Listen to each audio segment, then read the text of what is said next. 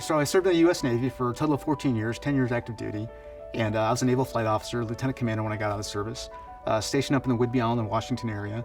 Flew the E-18G Growler at the end of my career as a flight instructor, and then in the reserves with 104 missions in combat, to include Libya and Iraq, Operations Odyssey Dawn, Unified Protector, and Iraqi Freedom, and then transitioned out of the military to the civilian sector.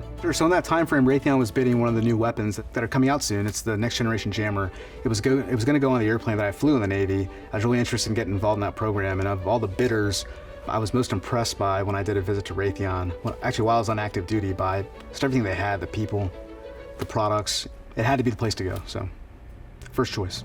So that was my transition from military to civilian life. It was a lot of fun. It was interesting to go from a very kind of high threat environment to, all of a sudden it's typewriters and water coolers, not fighter planes and aircraft carriers. So that was kind of a transition, but social life got a little bit different, more interesting. The work got a little bit more interesting.